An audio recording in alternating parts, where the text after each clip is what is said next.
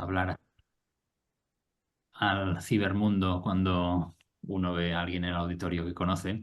Así que, bueno, vamos a hablar un poco de cosas varias. Eh, entiendo que muchas veces cuando hablamos de terapia psicodélica, el discurso que está más en boga hoy en día es la ciencia, ¿no? Lo que está descubriendo la ciencia y cómo la ciencia se expresa am, a través de lo que encuentra mediante el método científico, ¿no? Pero la pregunta es si eso es todo o hay alguna cosa más. Y entonces yo, como no soy científico porque soy clínico, entonces voy a plantear una visión un poco más desde la parte clínica y no tanto basada en datos, en observaciones y en estudios cuantitativos. Tengo una presentación preparada, vamos a ver si funciona y luego haremos preguntas y respuestas, que siempre es lo más rico. Vamos a ver. Comparto pantalla y ahora en unos segundos deberíais ser capaces de ver la presentación. Vamos a ver que ajuste mi pantalla para que os vea a vosotros también. Vale, vamos a ver. ¿Se ve? Sí, ¿verdad? Muy bien. Bueno, pues esta es la pregunta que me hago y la hipótesis de partida, ¿no? La terapia psiquedélica como una combinación de ciencia y arte. Entonces, pues, parafraseando al Principito, me pregunto si lo esencial es invisible a los ojos o se puede ver y se puede enseñar y se puede transmitir, ¿no? Y se puede hablar de ello. Entonces, bueno, vamos a empezar y dar unas vueltas por algunos temas del mundo psicodélico. Em, Mamá, quiero ser terapeuta psicodélico. Es quizá una de las profesiones más deseadas en el momento presente, ¿no? Si hace unos años todo el mundo quería ser, no sé, astronauta o médico o futbolista, creo que ahora el ser terapeuta psicodélico de alguna forma parece una profesión de estas interesantes y que está al día, ¿no? Entonces hablaré un poquito de este ímpetu inicial y de lo que yo denomino la luna de miel o el enamoramiento psicodélico. Luego veremos unas cuestiones muy básicas de terapia psicodélica y lo que voy a plantear es si quizá los factores comunes en las distintas aproximaciones a la terapia psicodélica deberían ser los valores. Hablamos mucho de técnicas, de tecnologías, de sustancias, de moléculas, de neurotransmisores, de playlists de música, de muchas cosas, ¿no? De preparación, de integración, pero no sé si hablamos tanto de valores, ¿no? Es decir, cuando hacemos algo, ¿en qué valores está basado aquello que hacemos? Vamos allá. Mamá, quiero ser terapeuta psicodélico. Bueno, el convertirse en terapeuta psicodélico quizás ha sido el sueño de muchos. Me acuerdo Rick Doblin que decía en una entrevista hace mucho tiempo que él, después de sus primeras tomas de psicodélicos por allá en los años 60, tenía la ilusión de convertirse en terapeuta psicodélico, ¿no? O sorpresa. Tuvo unas experiencias iniciáticas, unas experiencias que le convencieron de los usos terapéuticos y de las posibilidades que tenían las sustancias psicodélicas para promover un cambio positivo. Y su primera ambición fue convertirse en alguien que administrara o que facilitara este tipo de experiencias. Sin embargo, la legalidad en aquel momento no permitía hacer eso más que en el underground, como de hecho ocurre todavía, aunque la cosa esté empezando a cambiar, pero todavía sigue siendo así. Y entonces Rick Doblin dice que lo que vio para tener más incidencia era meterse en hacer lobby político, ¿no? Y tratar de cambiar las leyes para que esto pudiera ser realidad algún día. Y la historia que empezó hace mucho tiempo, pues actualmente estamos en este renacimiento psicodélico, ¿no? En el que las sustancias psicodélicas ya no forman parte de la underground, aunque también, pero en los periódicos, en los podcasts, en Instagram, y me he usado uno no deja de sorprenderse de gente por ahí que está utilizando microdosis de una forma bastante extendida, ¿no? Hay un montón de escuelas de terapia de distintas orientaciones en las que los alumnos utilizan microdosis como parte del programa de formación. Hay entidades de salud, cooperativas, instituciones en las que los médicos, enfermeros, terapeutas también hacen microdosis como herramienta de autoconocimiento y de team building. En Silicon Valley se utilizan las microdosis para maximizar la eficiencia. Entonces, bueno, no puede estar más extendido el uso de sustancias psicodélicas, ¿no? A la vez hay un renacer también, o no sé si renacer o es una primera expansión, ¿no? De el interés en los mundos chamánicos, especialmente la ayahuasca se ha convertido en una planta, una cocción que se utiliza en un montón de lugares del mundo y se ha convertido en una industria emergente.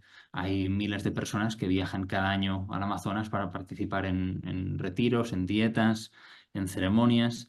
Y un montón de occidentales también se apuntan a el carro de convertirse en aprendices de chamán o en neochamanes o en facilitadores de experiencias de ayahuasca, ¿no? Así que vemos que esto es una cosa que está totalmente extendida.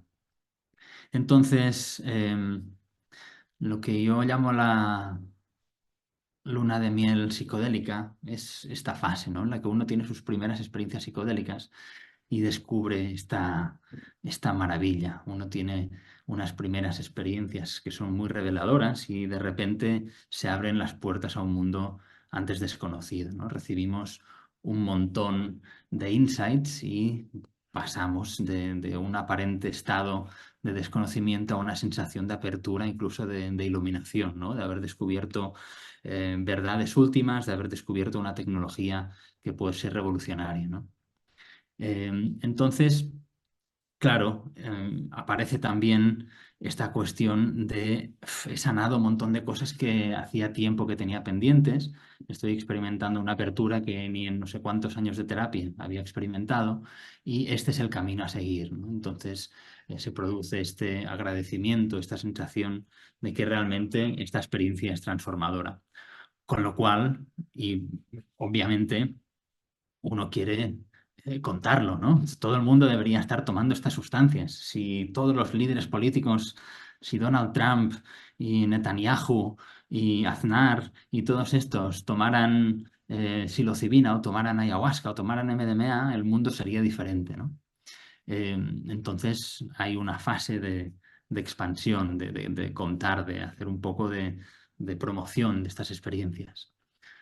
En muchas ocasiones esto viene con una cierta sensación de inflación del ego, ¿no? Como yo he experimentado esta sanación y hay tantas otras personas que no, pues yo estoy un poquito más avanzado. De hecho, yo he visto un atisbo de las verdades últimas y entonces estoy unos pasos más avanzados que el resto de los mortales, ¿no?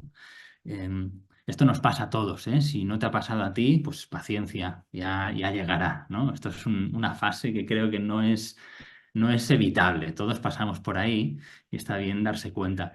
A veces la cosa evoluciona incluso más, ¿no? Uno se vuelve casi en un mesías, un apóstol. Si pensamos en Timothy Leary, cuando le llaman el apóstol de la LSD y su cruzada en Estados Unidos para colocar, ¿no? Según decía él, turn on a toda la población. Incluso había planes de meter LSD en los depósitos de agua para que el presidente del gobierno tuviera un viaje lisérgico y que eso sería la revolución, ¿no? Entonces uno puede caer en el mesianismo y en pensar que esto es el único camino y la única posibilidad de sanar, ¿no? Muchas veces, pues, uno toma derroteros chamánicos y pues se va al Amazonas y se trae unas botellas de ayahuasca y entonces organizas unas ceremonias y cantas unos ícaros que has escuchado por ahí o uno adopta unas vestimentas determinadas o una forma de compartir este trabajo.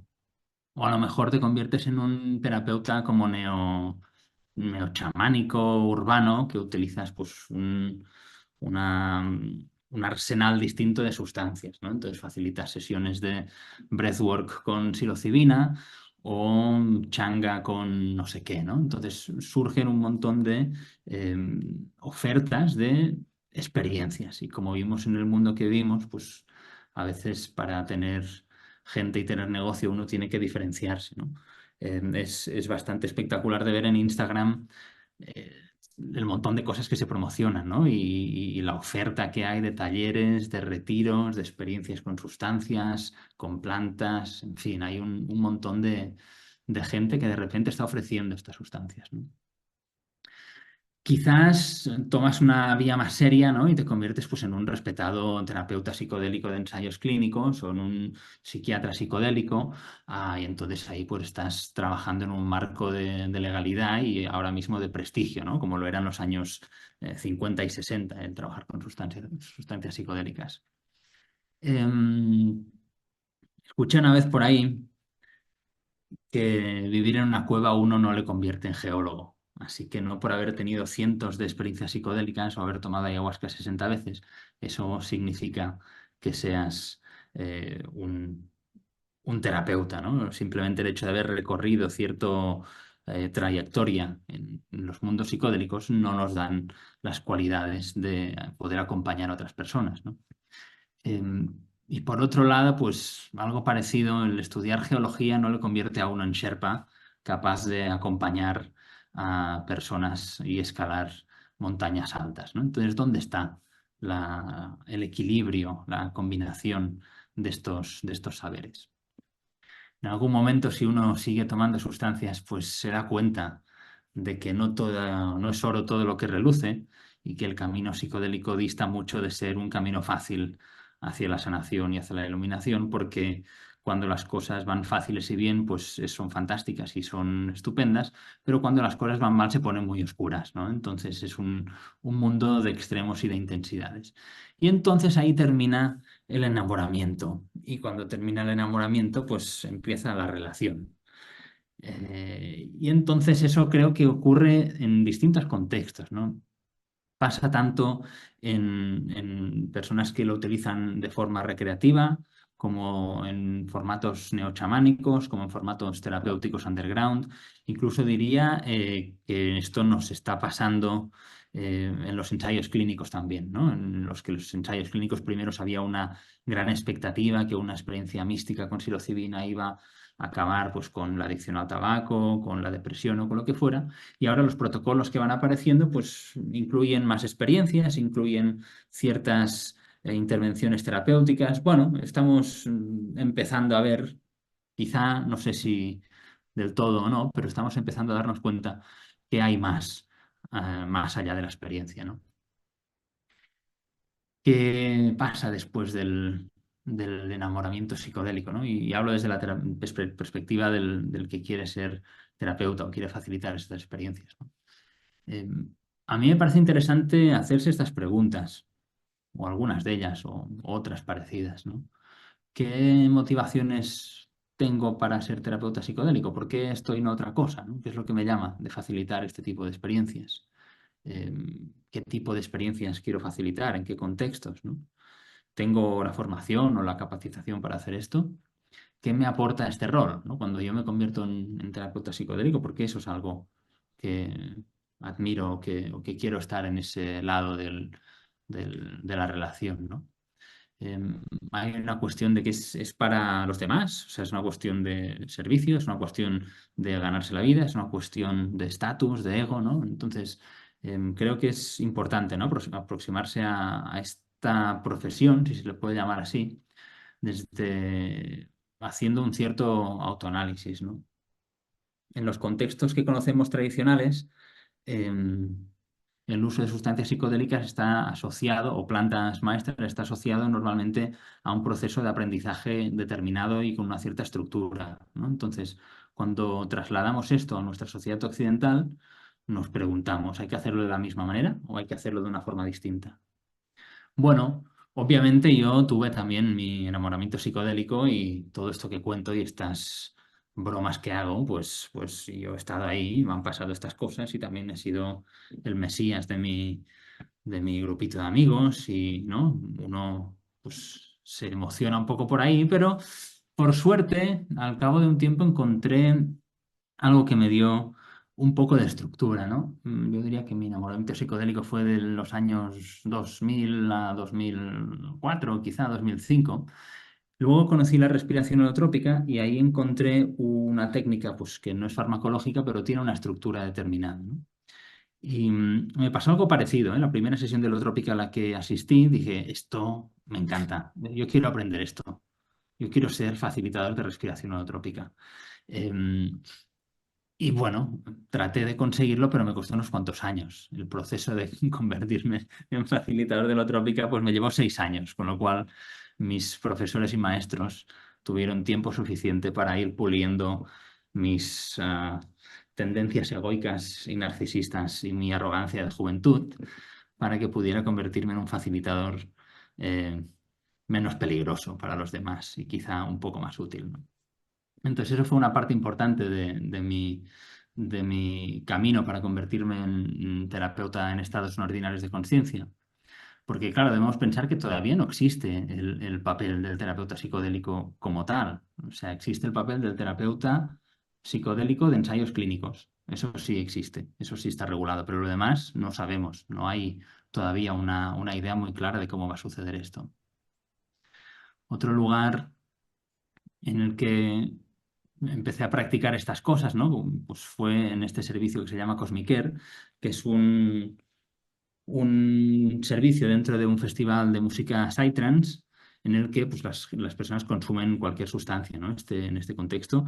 Y Cosmicare es un lugar en el que las personas que están atravesando una experiencia difícil pueden acudir y hay un servicio de voluntarios que les apoya. Entonces, durante muchos años, desde el 2010, estuve yendo a Cosmicare y he hecho distintos papeles ahí, ¿no? Empecé como voluntario, luego hice team leader, hice también parte de la formación de los voluntarios. Bueno, entonces eso ha sido una parte muy interesante porque de hecho sí te permite estar en contacto con cientos de personas que están atravesando experiencias psicodélicas en un formato, yo no diría legal, pero tampoco diría ilegal, ¿no? Es decir, es un servicio de reducción de riesgos y por tanto se entiende que las intervenciones están destinadas a tener un impacto positivo sobre la salud. Entonces, es un contexto muy interesante, ¿no? Para mí fue como hacer la mili psicodélica. Yo no he hecho la mili, pero el Boom Festival es un lugar muy intenso en el que durante 10 días yo vi más pacientes que en todo mi practicum en un hospital psiquiátrico a final de psicología, ¿no? Entonces ahí pues eh, ves todo, ¿no? Desde la fase aguda hasta la resolución, hasta los días después, ¿no? Entonces para mí ha sido siempre una experiencia muy, muy formativa y que de alguna forma ha influido mucho en el cómo me aproximo a facilitar o atender a personas en estados no ordinarios de conciencia. Esto todavía estaba aquí en la época medio de enamoramiento, ¿eh? Pero luego dije, bueno, si me quiero dedicar a esto, a lo mejor tengo que aprender cosas. Y pues yo que era ingeniero tuve que bajarme los pantalones y volver a la universidad. Y si me voy a dedicar a esto, mejor va a ser psicólogo. Entonces, bueno, pues estudio psicología, aunque no vamos a hablar mucho de terapia psicodélica, desde luego, ¿no? Pero sí que me permitió esta fase aprender otras aproximaciones terapéuticas que, desde luego, son útiles o resultaron útiles a posteriori, ¿no? Me formé en terapia integrativa, terapia breve estratégica y bueno. Luego tuve la suerte de que me invitaron a la primera formación que se hizo en Europa en 2014 de terapia con MDMA para el estrés postraumático, que pasó en Londres. Entonces tuvimos este grupito. Entonces ahí pues surge una cosa muy interesante, ¿no? Porque se plantea cuál debe ser la formación que tienen que pasar los estudiantes para poder participar en ensayos clínicos con MDMA, cómo hay que formar a estas personas, ¿no? Entonces, en comparación con la formación de respiración holotrópica que me llevó tantos años, esto era una formación más cortita. Te pedían unas cosas online, era una semana residencial aquí con estas personas, mirábamos un montón de vídeos de sesiones de, de- que habían grabado, ¿no? de experiencias con MDMA y luego tenías que formarte en otra especialidad en la que la holotrópica servía en este caso, ¿no? O sea que había como menos énfasis en esta formación en lo que sería el camino personal de uno, ¿no? Bueno, luego durante muchos años he estado trabajando en el servicio de integración y apoyo de ICERS y entonces ahí uno no hace de terapeuta psicodélico, pero sí que te cuentan cada día experiencias psicodélicas y gente que le ha ido no tan bien y gente que le ha ido muy mal, principalmente, ¿no? Que cuando alguien acude al terapeuta es porque no te ha acabado de ir bien la cosa o bien porque no te ha solucionado el problema que esperabas o porque te han aparecido otros problemas distintos, ¿no? Así que durante muchos años mi trabajo ha sido en la fase de integración de las experiencias, no tanto en la fase activa, digamos, ¿no? En la fase de administración. Y yo me he centrado principalmente en tratar de apoyar a personas que habían tenido experiencias difíciles. Entonces, este libro que publiqué está principalmente focalizado a dar un contexto a lo que es la integración, pero dar una metodología también a la praxis de la integración, en especial en experiencias difíciles, ¿no? Y esto pues culminó el año pasado en la primera formación que hicimos, que ahora estamos ofreciendo en castellano, en la cual pues nos basamos en esto, en proporcionar una formación, una estructura sólida de cómo estructurar un proceso de integración, qué intervenciones hacer, qué técnicas utilizar, tipologías de perfiles y peticiones, ¿no? Por fin llegó un día en el que pude empezar a dedicarme a lo que yo venía soñando desde hacía 20 años, ¿no? Que era ser terapeuta psicodélico. Y tuve la suerte de 20 años después de mis primeras incursiones en este mundo, pues que se pudo hacer, ¿no? Y hubo este primer ensayo en Barcelona con psilocibina. Y pues ahí ya uno aprende otra forma, ¿no? Trabajas con población clínica, que también es muy interesante, y en un contexto legal, un contexto estructurado en el que hay muchos otros profesionales, ¿no? Que están trabajando y apoyando todo el proceso, y por tanto uno trabaja con mucha tranquilidad, porque hay psiquiatras, hay psicólogos, hay enfermeros y enfermeras, se ha hecho un screening, hay un seguro médico que cubre potenciales problemas, ¿no? Es decir, que el paradigma de seguridad, la sensación de seguridad es fantástica, ¿no? Porque hay muchos niveles de seguridad, además de los terapéuticos, ¿no? Está la legalidad, está todo lo pragmático, así que se trabaja de una forma distinta. Y luego, en los últimos años, después de este primer ensayo clínico, me pidieron si podía ser parte del equipo que formara a los futuros terapeutas para fase 3. Como en fase 3 hay que hacer un montón de pacientes más que en fase 2, pues hacen falta un montón de terapeutas más. Entonces, pues em, el- el- no sé cuáles fueron los criterios de Compass, ¿no? Para ofrecerme ser parte del equipo de terapeutas. Imagino que miraron las sesiones que yo había hecho porque estaba todo grabado y vieron pues, que me adhería bien al método que ellos proponen o lo que fuera, ¿no? Entonces, en los últimos años me he venido dedicando a esto, a formar a los terapeutas que van a estar participando en los ensayos clínicos y luego en hacer de mentor, supervisor, de cuando están ya trabajando en los ensayos clínicos, ¿no? Entonces, esto hace que nos planteemos cómo hay que formar a alguien que va a estar facilitando estas experiencias. ¿Qué es lo que define si una persona está, si es mejor o peor? ¿Qué define un buen terapeuta psicodélico? ¿Cómo podemos saber si esta persona va a hacer un buen trabajo, ¿no? Entonces, bueno, pues yo creo que estamos todavía en los albores de lo que va a ser este campo, ¿no? Sabemos que la estructura básica de la terapia psicodélica sigue este esquema que veis aquí, ¿no? Hablamos siempre de una preparación previa, luego está la administración, luego hay una integración y a veces pues, se repite este ciclo, ¿no? De preparación, sesión, integración y luego uno podría entrar en una psicoterapia, ¿no? Yo lo que planteo es que quizás los profesionales que se van a estar dedicando a estas cosas son distintos. La persona que hace la preparación quizá no tiene que ser la misma que hace la sesión. Esto, por ejemplo, está muy claro en un contexto médico. Tú cuando te encuentras mal, vas a tu médico de cabecera, el médico de cabecera hace un reconocimiento general y, según su criterio, te manda a un especialista en lo que sea, ¿no? Si te tienen que intervenir, es un cirujano que te tiene que extirpar no sé qué, el cirujano hace la intervención, ¿no? Que estaríamos hablando de la sesión en sí misma, pero luego te manda otra vez a la persona que te está llevando, ¿no? Es decir, hay varios profesionales implicados en esta en la atención a una persona, ¿no? Sin embargo, a veces parece que en un contexto de terapia psicodélica tenga que ser la misma persona la que hace todo. Y uno tenga que ser bueno haciendo la preparación, sea un buen acompañante psicodélico, sea bueno haciendo la integración y además pueda ser un terapeuta que lleve a los pacientes a largo plazo, ¿no? Yo no sé si esto va a ser así, creo que no. Creo que va a haber variedades distintas. Por ejemplo, si metemos dentro de la ecuación la idea de que va a haber personas que van a estar ejerciendo en un contexto neochamánico, No sé si alguien que es chamán hay que pedirle que sea bueno haciendo la preparación o la integración o sea un buen terapeuta. Quizás es exigir demasiado a una persona. El chamán lo que tiene que hacer bien es llevar la sesión. Pero ¿por qué tiene el chamán que ser otra cosa? ¿No? Es decir, esto para mí fue muy claro cuando he estado en el Amazonas con los shipibos. Los shipibos hacen lo que hacen y son buenos en la intervención. Son como cirujanos ayahuasqueros, por decirlo de alguna manera. Ellos abren, operan, hacen y se van.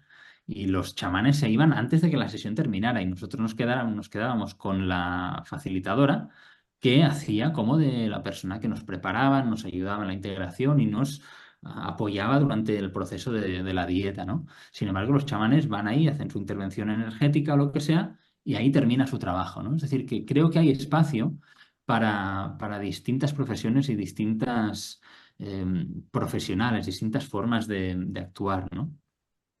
¿Tenemos que ser todos iguales o solamente hay un rol, que es el del terapeuta psicodélico, o solo hay una manera de trabajar en este campo o va a haber más, ¿no? Em, y luego, pues ahí creo que debemos pensar, ¿no? ¿Cuál es el formato o el contexto más adecuado para mis intereses, mi formación, mi cosmovisión, mis valores?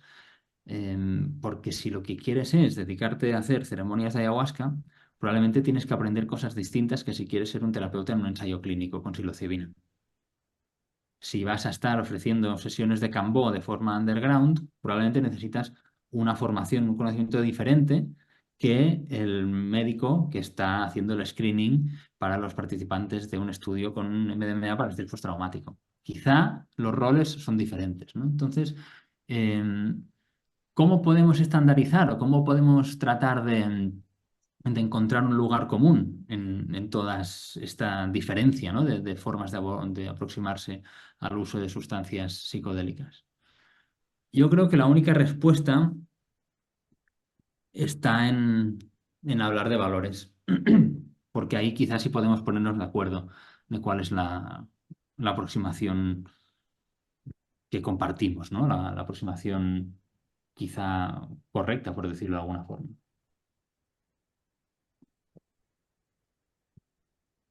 Hay algunos valores, a veces se habla de valores, aunque no tan a menudo, ¿no? Pero hay algunos valores o algunas ideas que salen en distintos contextos. Por ejemplo, está la idea de la no directividad. Un terapeuta psicodélico debería aprender a ser no directivo. Y digo aprender a ser porque los terapeutas, de hecho, muchas veces aprendemos a ser directivos. Como profesional de la salud, uno aprende a dirigir, a decir lo que le conviene a la persona, a analizar, a entender, a comprender cuál es el problema y plantear una intervención en una dirección determinada para solucionar ese problema.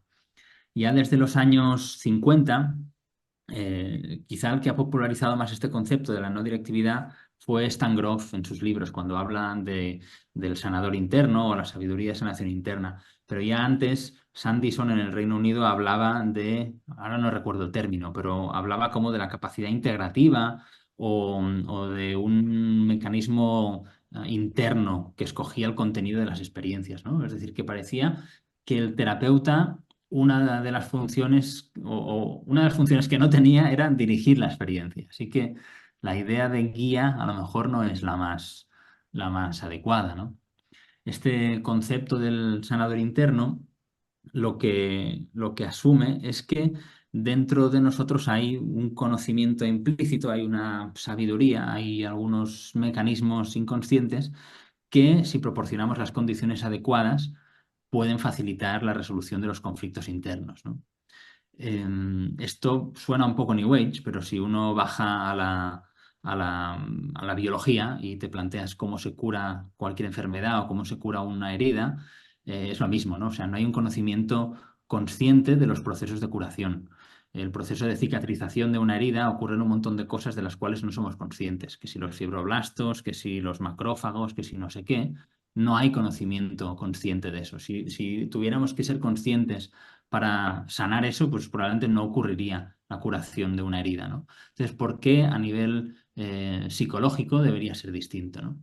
Así que uno de los valores principales, si no el principal, es esta cuestión de la no directividad, ¿no? Aprender a ser no directivo.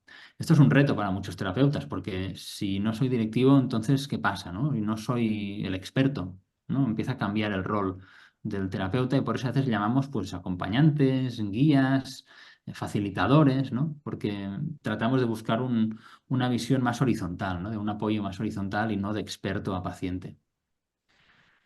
Otro de los valores que a veces se nombra es esta actitud colaborativa. Siguiendo la no directividad, lo que tratamos de hacer es encontrar una forma de colaborar con la persona que está atravesando la experiencia para que esta persona pueda entregarse a cualquier cosa que está sucediendo, sintiendo que estamos alineados en los objetivos, ¿no? Aquí en esta imagen tenemos este dibujo de este cómic de Brian Bloomberg que dibuja el primer viaje en bicicleta de Albert Hoffman, ¿no? Cuando tomó 250 microgramos de LSD y pues así estaba tan colocado por sorpresa que su asistenta Susie Ramstein tuvo que acompañarle a casa, ¿no? Entonces, Susie Ramstein para mí es un ejemplo excelente, ¿no? De un acompañante psicodélico. Pocas personas conocen de la existencia de Susie Ramstein, pero Susie Ramstein fue quien acompañó a Albert Hoffman en bicicleta hasta su casa, quien estuvo pendiente de él durante esas horas en las que él pensaba que se estaba volviendo loco. Entonces, uno puede preguntarse qué hubiera pasado con Albert Hoffman si no hubiera estado Susie Ramstein ahí. A lo mejor hubiera estado vagando por las calles en bicicleta, hubiera tenido un accidente, se hubiera matado o le hubieran ingresado en el psiquiátrico, ¿no? Pero Susie Ramstein, como buena acompañante, o quizá por el hecho de ser mujer, pues permaneció bastante en el anonimato y nunca se ha reivindicado este papel. Pero yo me pregunto, ¿no? ¿Qué hubiera pasado si Susie Ramstein no estaba ahí? Quizá la historia de la psicodelia occidental hubiera sido completamente distinta. Otra cuestión, otro de los valores o actitudes es lo que en la tradición de la respiración holotrópica denominamos el hacer sin hacer. Claro, si todo va bien, una sesión psicodélica en un contexto occidental, en el que el terapeuta no es chamán y por tanto no tienes que estar cantando, no tienes que hacer trabajo energético, no tienes que estar haciendo mucho. Si todo va bien, una sesión psicodélica se parece bastante a esto, salvando las distancias, ¿no? Es decir, durante muchas horas uno no tiene que hacer nada. Se trata simplemente de acompañar a la persona y estar pendiente de ver qué es lo que necesita. Pero claro, que no haya que hacer nada no quiere decir que uno no tenga que saber lo que hacer, porque cuando las cosas van bien, van muy bien, pero cuando las cosas se complican, pues se pueden complicar de una forma que es bastante una emergencia, ¿no? Y esto es lo que vemos en el Boom Festival, cómo las situaciones se pueden volver muy dramáticas, ¿no? Sobre todo cuando las personas han tomado dosis muy altas de sustancias, puede haber reacciones muy dramáticas. Entonces tiene que haber una capacidad de actuar, ¿no? Aunque el valor principal sea este hacer sin hacer. Otro valor que a mí me parece muy interesante es la curiosidad, ¿no? Eh, Curiosidad tanto por parte del paciente o del participante como del terapeuta.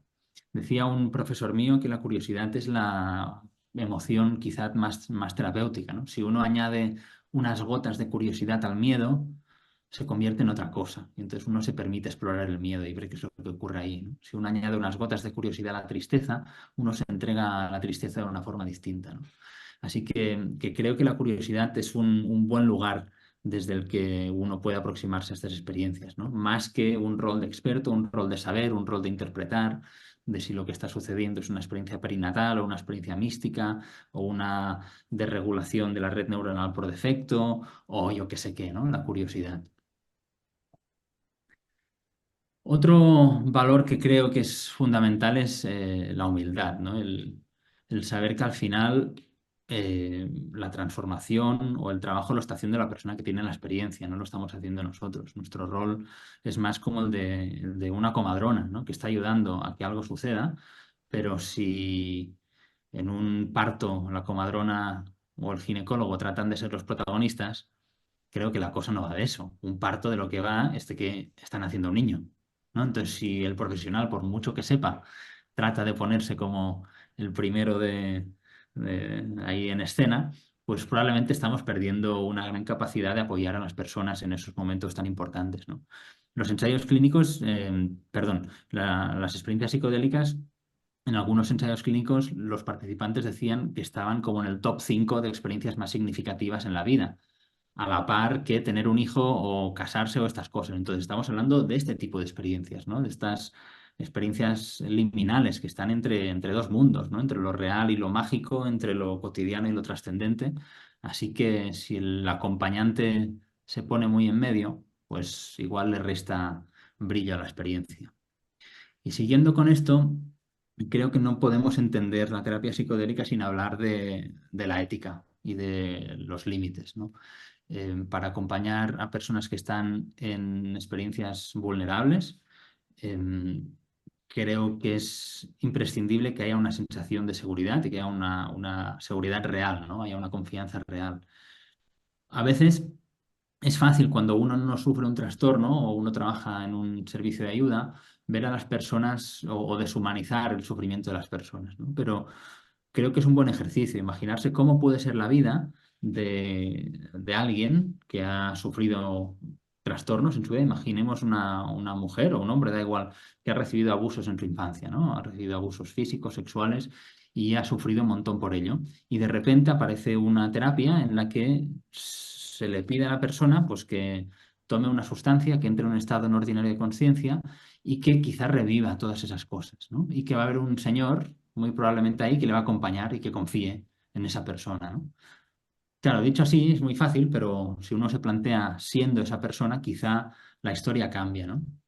Así que creo que es importantísimo, es un valor fundamental el poder transmitir esta sensación de confianza y de seguridad, porque sabemos lo que ocurre a veces y lo hemos visto, ¿no? Hemos sabido de malas praxis, de chamanes que abusan de sus pacientes, de terapeutas conocidos, ¿eh? Y terapeutas con carreras académicas brillantes que de repente salen en las noticias, em, pues que han cometido ciertas cosas que a todas luces no son éticas, ¿no? O que se han saltado algunos límites que deberían haber estado mucho más claros. Entonces, de estos ejemplos hay más de los que debería haber. Y no hace falta decir nombres, ¿no? Pero han salido vídeos, ¿no? De ensayos clínicos. Recientemente ha habido noticias de una persona con una carrera brillante y conocida que estaba en esa foto que vimos de la formación en la que estuve de MDMA, pues que se lió con una paciente y eso ocurre más de lo que pensamos, ¿no? Eh, Desgraciadamente en el servicio de apoyo de ICERS, pues a mí me han contado historias de estas para no dormir, pero para no dormir. Y claro, si no hablamos de ética, pues creo que estamos perdiendo algo importante, ¿no? No sé si habéis escuchado este podcast, es quizás un tanto sensacionalista, pero tiene un punto, ¿no? Cover Story habla de terapeutas terapeutas psicodélicos que se extralimitan en sus intervenciones, ¿no? Así que yo creo que el camino del terapeuta psicodélico, desde nuestras primeras experiencias iniciales hasta que uno está ya trabajando en ello, es un camino delicado. Me contaba un chamán hace muchos años, primera vez que estuve en la selva, ¿no? Estábamos hablando después de la sesión de ayahuasca y yo le preguntaba sobre el camino de convertirse en chamán. Y me decía, es un camino largo, peligroso y recontra complicado, me dijo literalmente, ¿no? Y creo que sí, o sea, nos encontramos con muchos retos personales en el camino, ¿no? ¿En qué momento un terapeuta con formación, con conocimientos, con experiencia, acaba pensando que es buena idea enrollarse con un paciente que ha participado en su ensayo clínico? ¿Cómo ocurre esa deriva, ¿no? ¿Qué pasa en el proceso de una persona que quizá no sea tan distinta de nosotros? ¿Qué le pasa a esta persona para terminar infringiendo ciertos principios y dañando a un paciente, ¿no? Entonces, como decía alguien, ¿no? Quizá no hay que preguntarse tanto qué es lo que me diferencia a mí de esta persona, sino qué tengo que hacer yo para evitar que me ocurra algo parecido, ¿no? Porque al final todos somos seres humanos y estamos sujetos a estos retos que nos encontramos en el camino. Porque cuando uno facilita experiencias en estados no ordinarios para otras personas, uno recibe un montón de proyecciones positivas. Y es fácil apropiarse, recoger, aceptar. Oye, es que eres tan fantástico, Marc, es que, wow, eres un facilitador estupendo. Si no hubieras estado tú aquí, seguro que no me hubiera ido tan bien. Eres un gran sanador, ¿no? Uno se lo puede ir creyendo. Es que, claro, qué suerte tienen esta gente de trabajar conmigo, ¿no? Y a veces, y esto, bueno, puede ser más o menos sutil, pero hay que estar pendiente de estas cosas, ¿no? Y si no traemos a colación esto, creo que eh, perdemos un punto. Así que, recapitulando, el convertirse en terapeuta psicodélico implica desaprender muchos axiomas y muchas cosas que damos por sentadas de la práctica médica y la práctica terapéutica, ¿sí? Y uno se plantea, ¿los terapeutas psicodélicos tienen que haber tenido experiencias psicodélicas? ¿Cuántas? ¿Qué tipo de proceso tiene que haber hecho un terapeuta psicodélico para poder incorporar estos valores de los que hablábamos, ¿no? Em, y de cualquier modo uno tiene que aprender a trabajar de una forma distinta de la habitual, ¿no? Uno tiene que aprender a honrar esta capacidad innata que tienen los seres humanos de encontrar nuestra propia resolución a nuestros conflictos si se nos proporciona el contexto y las condiciones adecuadas. Y el recordar, ¿no?, que la terapia psicodélica implica exponer a nuestros pacientes a experiencias que pueden ser potencialmente muy intensas e impredecibles, además. No sabemos lo que va a suceder. Entonces, si perdemos de vista los valores, quizá perdemos el núcleo de esta práctica que es ancestral, ¿no?, que es acompañar a personas que están en momentos de tránsito, en experiencias complejas y en momentos importantes de su vida. Em, Así que la metáfora o el símil con las comadronas me parece muy importante, ¿no? Y cómo desde la sociedad y también desde la salud se está reivindicando que los nacimientos y los partos se aborden de una forma distinta, ¿no? Que haya otro tipo de cosas. ¿Qué cosas? Pues cosas que no se miden con cuestionarios y con aparatos, ¿no? Sino que la comadrona maneje bien los silencios, que no sea muy intrusiva, que proporcione seguridad, pero a la vez que te deje espacio. O sea, y estas cosas son invisibles, son visibles a los ojos. Yo creo que son visibles, porque nos damos cuenta. Cuando uno está siendo bien acompañado, te das cuenta. Y cuando alguien no te está acompañando bien, también te das cuenta. No son fáciles de explicar, pero son visibles, se pueden apreciar. Y creo que se pueden enseñar, se pueden transmitir y uno puede formar a personas en estas cuestiones más sutiles. Em, Eso lleva un poco de tiempo. Eso lleva un poco de tiempo, ¿no? Es como para hacerte panadero y hacer buen pan, pues puedes seguir la receta de la Thermomix, pero no te va a quedar tan bueno como el panadero que lleva no sé cuántos años haciendo y que tiene una técnica determinada, ¿no? Así que eso hay un proceso parecido, ¿no? Hay como un proceso de aprendizaje de estas sutilezas de acompañar a otras personas. Y me decía un amigo budista que si despojamos de valores a ciertas prácticas, como la meditación, el mindfulness, pueden convertirse en cualquier otra cosa. Él me decía, por ejemplo, que el mindfulness, la meditación, se puede utilizar quitándole los valores para entrenar a mejores soldados, a mejores francotiradores, para que sean más fríos, más precisos, que hagan mejor su trabajo, que es acertar en el blanco, ¿no? Entonces, si despojamos de valores la terapia psicodélica, ¿en qué se puede convertir? Bueno, así que nada, lo voy a dejar aquí reivindicando los valores como eje central, ¿no? Para articular y crear estas prácticas psicodélicas, terapéuticas más compasivas y más sostenibles. Y que nos preguntemos conjuntamente cómo se transmiten los valores, cómo se enseñan, cómo evaluamos los valores de los estudiantes que tenemos, ¿no? Y cómo incorporamos nosotros estos valores en nuestra práctica cotidiana. Así que